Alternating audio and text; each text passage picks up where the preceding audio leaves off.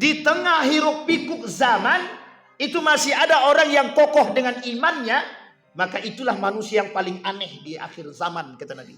Tuba lil ghuraba, yang paling selamat, yang paling aneh, yang paling beruntung, kata Nabi, yang kokoh imannya, yang masih bersandar kepada Allah.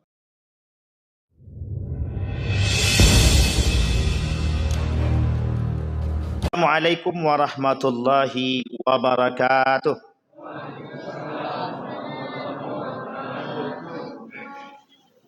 Alhamdulillahi rabbil alamin. Alhamdulillahilladzi an'ama bi ni'matil iman wal islam bihima tatimmus salihat. Ashhadu an la ilaha illallah wahdahu la syarika lah wa ashhadu anna Muhammadan abduhu wa rasuluh la nabiyya ba'd. Allahumma salli wa sallim wa barik ala hadzal nabiyil karim. Allahumma salli ala Muhammad wa ala ali Muhammad fil alamin innaka Hamidum Majid. Ya ayuhan nasu taqu rabbakum alladhi khalaqakum min nafsin wahidah wa khalaqa minha zawjaha wa batha minhuma rijalan katsiran wa nisaa'a wattaqullaha alladhi tasaaluna bihi wal arham innallaha kana 'alaikum raqiba. Wa qala Allah ta'ala wan najmi idza hawa ma dhalla sahibukum wa ma ghawa wa ma yantiqu 'anil hawa in huwa illa wahyun yuha. 'Allamahu syadidul quwa dzu marratin aw dzu mirratin fastawa wa huwa bil ufuqil a'la thumma dana fatadalla fakana qaba qausaini aw adna فأوحى إلى عبده ما أوحى ما كذب الفؤاد ما رأى أفتمارونه على ما يرى ولقد رآه نزلة أخرى عند سدرة المنتهى عندها جنة المأوى إذ يغشى السدرة ما يغشى ما زاغ البصر وما طغى لقد أرى من آيات ربه الكبرى. Sadaqallah. Puji syukur kehadiran Allah dengan mengucapkan alhamdulillah rabbil alamin. Bersalawat kepada Nabi dengan mengucapkan Allahumma salli ala Muhammad wa ala ali Muhammad fil alamin innaka Hamidum Majid. Mudah-mudahan kita semua yang hadir Allah berikan keberkahan, kesehatan, kekuatan, rumah tangga yang sakinah, mawaddah warahmah, anak-anak yang saleh dan salihah, orang tua kita yang dijaga oleh Allah, orang tua kita yang telah mendahului kita yang ditempatkan oleh Allah di tempat terbaik di sisinya. Insyaallah kita semua husnul khatimah. Amin ya rabbal alamin. Baik Bapak Ibu sekalian yang berbahagia, di malam hari ini kita mencoba mengkaji bersama dari satu kitab tentang Al-Isra wal Mi'raj yang hari ini banyak diperingati oleh umat muslim dari berbagai tempat, daerah dan kota dan dimanapun. Banyak yang memperingati Al-Isra wal Mi'raj kecuali yang tidak memperingati. Oh, ada yang tidak memperingati? Ya ada. Kan tidak semuanya memperingati. Ada yang memperingati, ada yang tidak memperingati. Saudi tak mau dia memperingati. Saudi Arabia punya alasan tersendiri kenapa dia tak mau memperingati Al-Isra wal Mi'raj. Karangan daripada Sayyid Muhammad ibn Alawi ibn Abbas al-Maliki al-Makki al-Hasani, seorang ulama besar dari Mekah. Ulama besar dari Mekah ini menuliskan buku, judul bukunya adalah Al-Anwar al-Bahiyah min Isra wal Mi'raj Khairul Bariyah. Kata beliau menuliskan tentang buku judulnya Al-Anwar al-Bahiyah.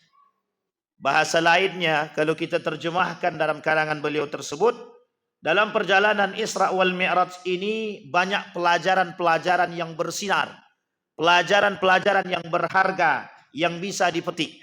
Al-Anwar al-Bahiyah, cahaya-cahaya yang bersinar di dalam atau di balik perjalanan Al-Isra wal Mi'raj. Sejarah Isra dan Mi'raj ini Bapak Ibu sudah hafal karena setiap tahun diperingati. Jadi sudah hafal semua. Kenapa Isra dan Mi'raj ini kemudian diberikan kepada baginda Nabi Muhammad sallallahu alaihi wasallam? Semua dah tahu. Ceritanya tentang kesedihan. yang dialami oleh baginda Nabi Muhammad sallallahu alaihi wasallam. Tapi Bapak Ibu sekalian yang berbahagia, dalam perjalanan Isra wal Mi'raj itu ada satu fenomena yang dilakukan oleh Jibril kepada baginda Nabi Muhammad sallallahu alaihi wasallam. Namanya syaqqus sadr. Syaqqus sadri, membelah dada. Tahu Bapak Ibu membelah dada ya? Membelah dada. Pertanyaan pertama yang ingin saya sampaikan, berapa kali dada Nabi dibelah? Ada yang tahu Bapak Ibu? Angkat tangan. Boleh pulang. Berapa kali Bu? 2 kali. Yang bilang 2 kali angkat tangan. Berapa kali? Ibu itu aja. Yang lainnya nggak bilang apa-apa. Nabi dibelah dadanya 4 kali. Bukan 2 kali. Kata para ulama, kata Imam As-Suyuti, begitu juga Ibnu Hajar Al-Asqalani dalam kitabnya Al-Isra wal Mi'raj, ketika berbicara tentang syaqqus sadar, Nabi dibelah dadanya 4 kali. Pertama kali Nabi dibelah dadanya kapan? Pada umur 4 tahun. Sampai lari terbirit-birit. Anak daripada siapa? Anak siapa yang lari? Siapa yang menyusui? Halimatus Sa'diyah. Ketika dibelah dadanya dibersihkan. Lari anak Halimatus Sa'diyah. Kemudian disampaikan ke ibunya, kemudian diambil, Nabi diambil, kemudian diantar pulang. Yang kedua, pada umur berapa? Pada umur 6 tahun. Nabi dibelah lagi dadanya. Dibersihkan sebersih-bersihnya. Kemudian yang ketiga. Kapan yang ketiga? Yang ketiga. Ayo Bapak Ibu. Ketika Nabi mau bertemu dengan Sang Pencipta. Nabi gak pernah ketemu Sang Pencipta, betul. Ketika turun wahyu. Nabi dalam gundah gulana, gelisah. Nabi berangkat menuju Goa Hira. Lama bertahanus. Tapi sebelum bertahanus, sebelum dia bertemu dengan wahyu yang diturunkan kepada Nabi, dibersihkan dulu. Syaqqus sadar. Yang ketiga. Dan yang terakhir, ketika Nabi diperjalankan dalam kondisi yang sangat sedih. Oleh para ulama, ketika Nabi dibelah dadanya oleh malaikat, dapatlah Nabi di dalam hatinya itu satu batu kecil warna hitam. Kata malaikat, ini adalah lambang kemaksiatan. Cabut. Maka semenjak itu Nabi bersih. Semenjak itu Nabi bersih, hatinya sebersih-bersih. Maka kata para ulama, kata Ibnu Hajar Al-Asqalani, ketika diambil batu kecil, ketika diambil satu sarang daripada kemaksiatan tadi, maka hati Nabi sebersih-bersihnya, maka layak Nabi dikatakan maksum. Tapi Nabi maksum di sini mungkin salah atau tak? Nabi mungkin salah atau tidak? Jangan ragu Bapak Ibu. Pada ragu semua. Nabi mungkin salah apa tidak? Mungkin apa tak mungkin? Allah dah bilang dalam Al-Quran, Qul innama ana basyarum mithlukum yuha, kata dia. Nabi Muhammad, kata Allah, Muhammad katakan kepada manusia, engkau ni sama kayak yang lain manusianya. Jadi kira-kira kalau Nabi sama dengan yang lain mungkin salah atau tidak? Mungkin. Kapan salahnya? Ada yang tahu Nabi salah kapan? Kapan Bapak Ibu Nabi salah? Harus tahu. Kalau memang Nabi pernah salah, kapan Nabi salah? Kalau pernah Nabi keliru, kapan Nabi keliru? Kapan Pak Imam? Ketika tidak benar, itu jelas. Kalau tidak benar mesti salah. Pertanyaannya kapan? Apa kata Panglima Perang umat Islam? Siapa Panglima Perang umat Islam? Khalid ibn Walid. Kata Nabi, Khalid, kita berkemah agak jauh daripada sungai yang ada di sana. Kata dia. Nanti kalau kita sudah berkemah, kata Nabi, kita bisa segera langsung melawan musuh. Kata Khalid bin Walid, Nabi tidak begitu. Itu salah. Kata dia. Coba bayangkan, Nabi disalahkan oleh Khalid bin Walid. Keliru. Kata dia. Bukan begitu. Kata dia. Kalau kita jauh dari sumur, musuh datang, mereka ambil sana, mereka punya kekuatan, kita nggak punya kekuatan. Kata dia. Sehingga apa yang dilakukan oleh Khalid bin Walid, diajaknya Nabi, yuk kita buat tenda di situ. Apa kata Nabi? Ini sudah menjadi ahlinya. Jadi ahli di bidangnya ada masing-masing. Bahkan Nabi pun pernah salah. Pernah. Nabi diperingatkan oleh Allah. Kapan Nabi diperingatkan oleh Allah? Ketika berpaling wajahnya daripada Abasa wa tawalla an ja'ahul a'ma. Ketika datang orang yang buta bertanya kepada Nabi tentang Islam. Apa kata orang buta nih? Ajarkan aku Islam. Nabi sedang ngomong dengan pemuka. Min kibaril Quraisy. Nabi sedang berbincang-bincang. Datang orang buta tadi. Ketika datang orang buta, dia bertanya kepada Nabi tentang Islam. Nabi palingkan wajahnya. Ini kalau orang liberal, apa kata dia? Muhammad tidak punya adab, kata dia.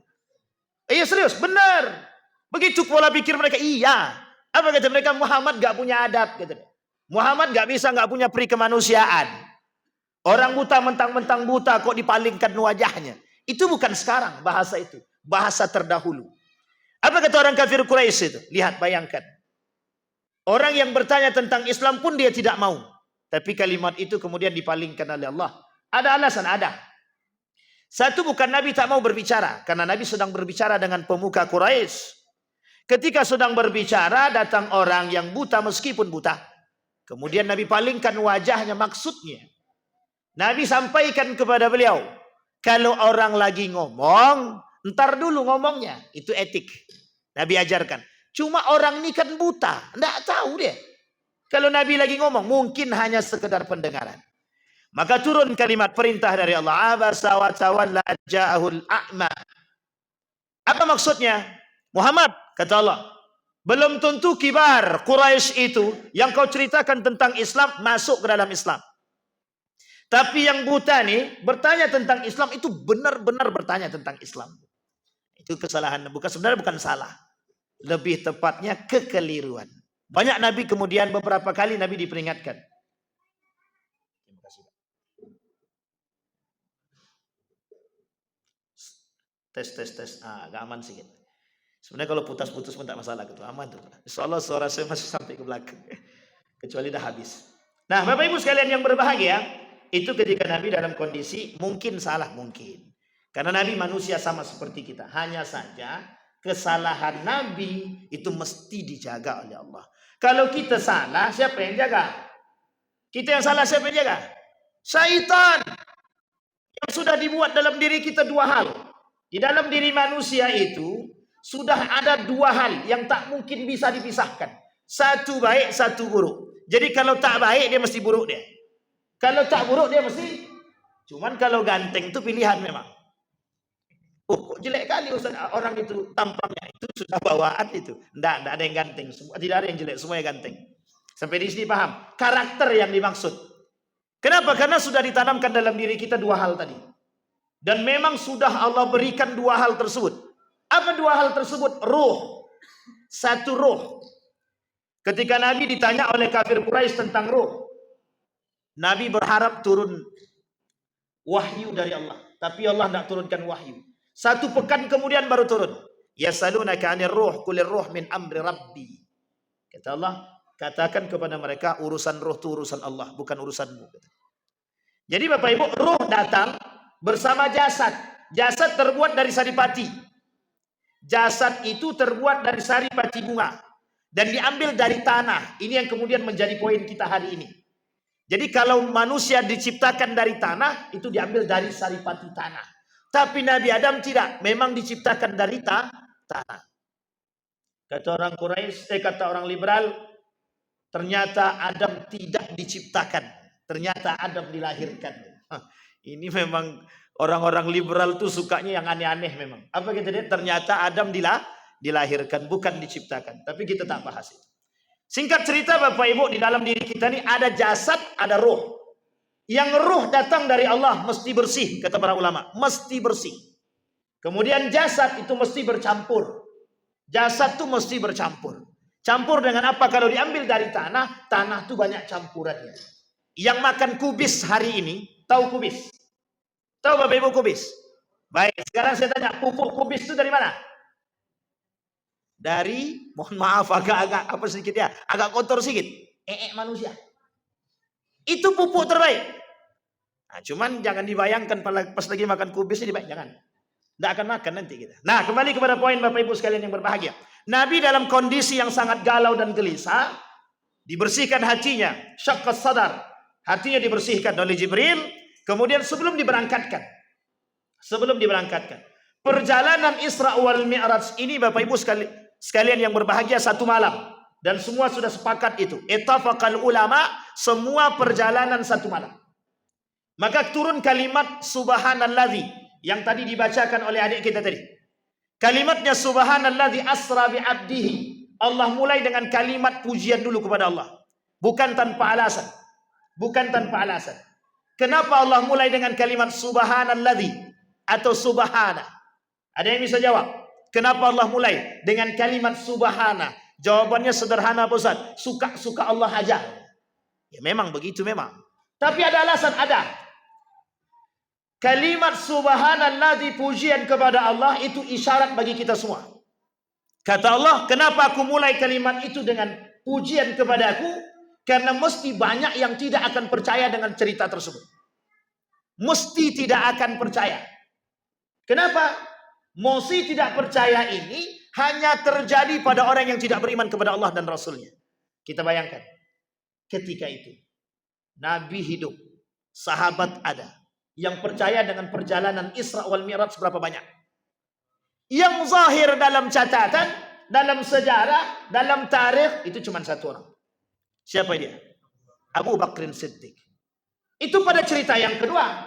Cerita yang pertama Abu Bakar tidak ada. Nabi turun, ada Abu Jahal di situ.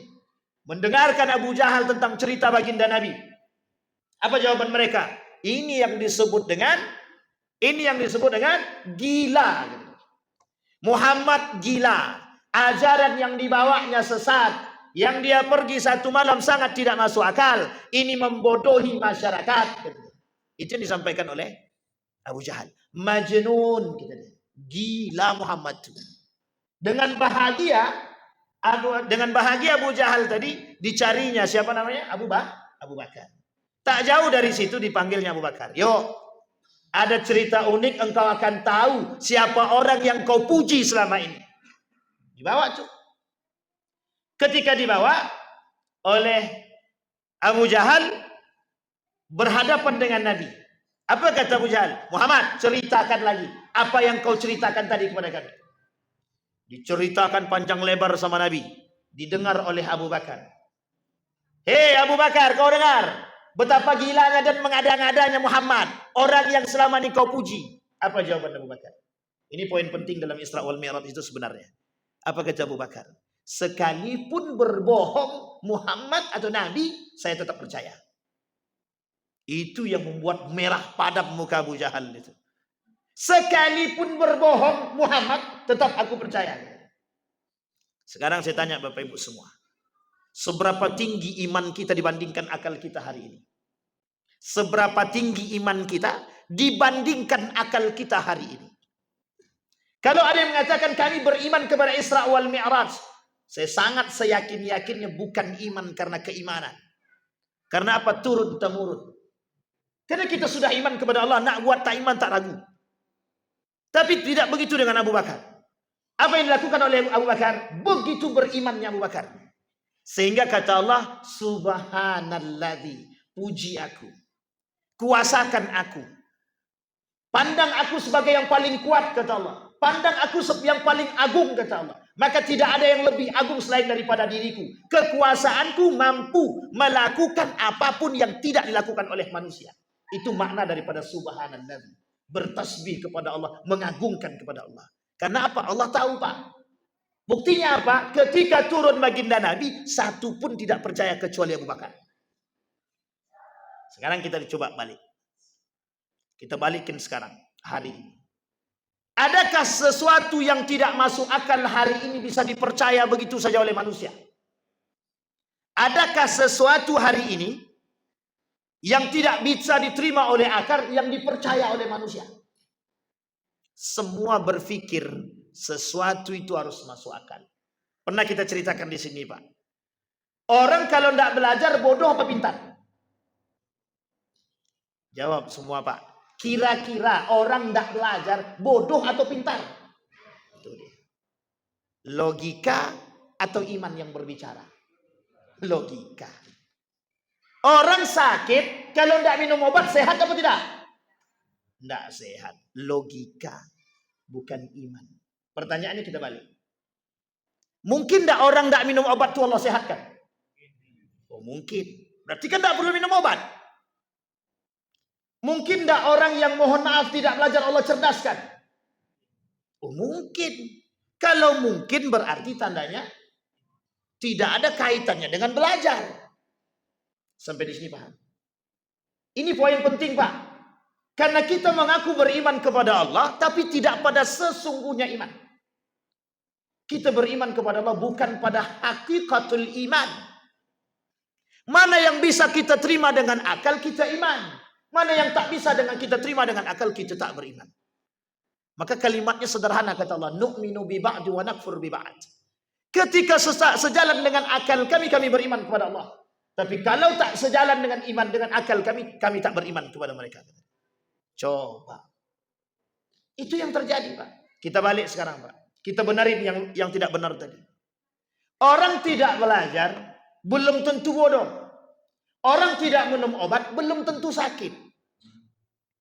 Sampai di sini bisa dipahami ya Bapak Ibu ya. Kalau Allah katakan, mohon maaf, ketika Allah mengatakan bahwa Al-Quran itu syifa, kira-kira mungkin Al-Quran itu menyembuhkan sesuatu. Yang menyembuhkan bukan Quran, yang menyembuhkan Allah, tapi melalui wasilah ketaatan kepada Allah. Itu yang dilakukan oleh Abu Bakar. Itu yang diinginkan oleh Allah. Hei umat muslim, orang berislam, bukan beriman. Orang berislam, kalimat pertama yang disandarkan oleh Allah, Subhana. Puji aku dulu. Bapak ibu punya masalah, jangan ke manusia dulu. Datang kepadaku, kata Allah. Aku orang pertama yang memberikan solusi terhadap masalah kalian, kata Allah. Sekarang pertanyaannya kita kembali. Kalau kita punya masalah, kemana kita lari? Kalau mohon maaf, anak kita tidak bisa masuk sekolah karena sistem zonasi misalkan. Kemana kita mau pergi? Ke Allah atau kemana? Kepada channel. Kebetulan aku punya channel anggota dewan. Tolonglah Pak Dewan, anakku tidak bisa sekolah. Wih, coba bayangkan. Mohon maaf Pak, yang keluar dari hasil daripada apa yang mereka lakukan akan mereka katakan. Wih, tadi aku dibantu sama anggota dewan tuh. Alhamdulillah. Sudah kalimat terakhirnya alhamdulillah, tapi mohon maaf kalau dia beriman bahwa laki-laki tadi, anggota dewan tadi mampu memberikan bantuan kepada dia, kufur dia. Kalimat kufur disanding dengan kalimat alhamdulillah. Beda tipis Pak. Dengan pembunuh Utsman. Muslim, dia membunuh sahabat Nabi, menantu Nabi, dia katakan Allahu Akbar, Allahu Akbar. Kufur Pak. Jadi orang sangat mudah terjerumus Pak. Sangat mudah terjerumus dalam akidah yang rusak. Salah satu penyimpangan akidah ada 5 poin kata para ulama. Penyimpangan akidah itu terjadi. Satu diantaranya mohon maaf, kebodohan terhadap akidah yang sahih. Seberapa kuat iman kita kepada Allah, itu poin penting bagi kita hari ini. Maka salah satu cara yang disampaikan oleh Nabi agar semua perbuatan kita bersandar kepada Allah, kata Nabi, mulailah segala sesuatu dengan bismillah. Satu. Yang kedua disampaikan oleh Imam Al-Ghazali, kalau mau berkah setiap usaha atau apapun masalah yang kita miliki, datang pertama kali kepada Allah, baru kepada yang lain. Kenapa kok pada Allah? Bahwa kita berserah diri kepada Allah, baru kemudian kita berikhtiar. Ikhtiar dulu atau Allah dulu? Allah dulu, baru kita ikhtiar, baru kita usaha. Setelah usaha dan ikhtiar, baru kembali kita pada poin yang ketiga, tawakal. Pak, dalam perjalanan Isra wal Mi'raj itu begitu Pak. Saking tahunya Allah bahwa banyak yang tidak percaya, maka Allah mulai dengan kalimat subhanah. Puji dulu Allah. Kalau kalian puji Allah, beriman kalian kepada Allah, apapun perjalanan yang di luar akal manusia, kalian akan tetap beriman. Tapi kalau sudah mohon maaf, diukur dengan akal, seperti kaum liberal, mau bagaimanapun kita bercerita, kalau tidak masuk dalam akal mereka, tidak akan beriman. Sampai di sini bisa dipahami Bapak. Saya ambil cuplikannya Bapak. Seorang pemuda bernama Naidul Ghassam. Dia bukan muslim, ateis. ketika mempelajari Al-Quran tentang astronomi, dan dia bergelut di bidang astronomi, dia lihat ayat tentang astronomi, dia beriman kepada Allah setelah melihat kekuasaan Allah. Dia tak ukur dulu dengan akal, tapi dia lihat ada ayat yang berbicara tentang astronomi, bukan tentang kehebatan akal dulu, tentang astronomi. Coba bayangkan, apa kata dia? Asyhadu an la ilaha illallah wa asyhadu anna Muhammadar Rasulullah.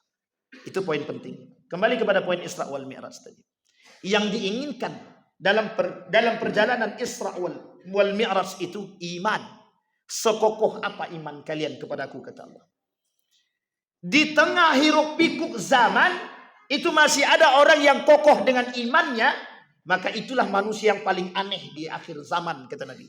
Tuba lil ghuraba, yang paling selamat, yang paling aneh, yang paling beruntung, kata Nabi, yang kokoh imannya, yang masih bersandar kepada Allah.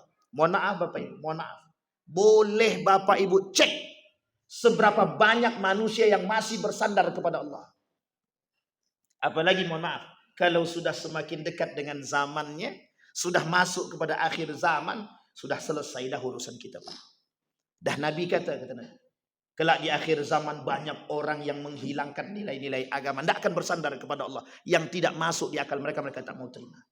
Di tengah kita hari ini ada manusia. Manusia yang berada di tengah kita hari ini adalah manusia yang lebih meninggikan akal daripada iman. Maka bahasanya adalah rasionalisme. Ada kelompok namanya rasionalisme. Kelompok yang menjunjung tinggi akal dibandingkan iman. Sehingga apa kata mereka? Ini cuplikan daripada sejarah, Bapak Ibu. Ketika mereka menemukan ayat-ayat atau cerita-cerita tentang, mohon maaf, yang bercerita tentang Isra wal Mi'raj, Ashabul Kahfi, para nabi dan anbiya, Allah sebutkan, Allah lukiskan dalam Al-Quran pandangan mereka dari dahulu sampai hari ini. Apa kata Allah? Mereka akan katakan tentang cerita tersebut asatirul awwalin. Apa itu asatirul awwalin? Dongeng-dongeng orang terdahulu. Sampai hari ini, Pak. Sampai hari ini. Mereka katakan, apa kata Ulil Absar Abdallah itu? Bahwa cerita di dalam Al-Quran itu hanya sekedar dongeng. Yang hanya perlu dipetik hikmah. Bukan dipercayai atau diimani kebenarannya dalam cerita tersebut. Goyang apa tidak akidah kita daripada? Goyang apa tidak? Pakai akal. Kata dia, tangkuban perahu lebih masuk akal daripada cerita Nabi Adam. Cerita tangkuban perahu lebih masuk akal daripada cerita Ashabul Kahfi. Lebih masuk akal daripada cerita Isra wal Mi'raj. Itu kata mereka. Sesuatu yang bisa kami terima dengan akal. Apa tolak ukur akal tersebut? Prasasti peninggalan arkeologi. Yang mereka jadikan sandaran untuk, mohon maaf, menjadi bukti nyata bahwa ada peninggalan bersejarah yang bisa diimani. Loh, sesuatu yang tidak masuk akal seperti Isra wal Mi'raj. Nabi naik buraq, kata para ulama. Buraq itu berwarna putih. Saking cepatnya sama kecepatannya dengan cahaya. Kata mereka, tidak masuk akal itu. Tidak ada yang bisa masuk akal itu. Oh, nggak mau mereka terima. Kenapa nggak masuk akal? Sampai di sini bisa dipahami. Berarti apa? Iman, Pak. Iman. Kita lihat. Lebih banyak manusia seperti itu apa seperti Bapak Ibu semua? Kita lihat, lebih banyak mana? Manusia yang seperti itu atau yang seperti ini sekarang? Seperti Bapak Ibu sekarang yang beriman kepada Isra wal Mi'raj. Lebih banyak mana? Muslim atau mukmin? Muslim atau mukmin? Kalau muslim, Bapak Ibu sekalian yang berbahagia, belum apa-apa dah sampai ke sini ya. Baik. Sebelum kita azan. Habis ini kita azan dulu, baru kemudian kita lanjut. Apa kata Nabi? Apa kata mereka? Jumlah muslim itu lebih banyak daripada jumlah orang beriman. Artinya apa? Orang yang percaya kepada Allah itu lebih sedikit daripada orang yang masuk ke dalam Islam, tapi mohon maaf, tidak percaya kepada Allah.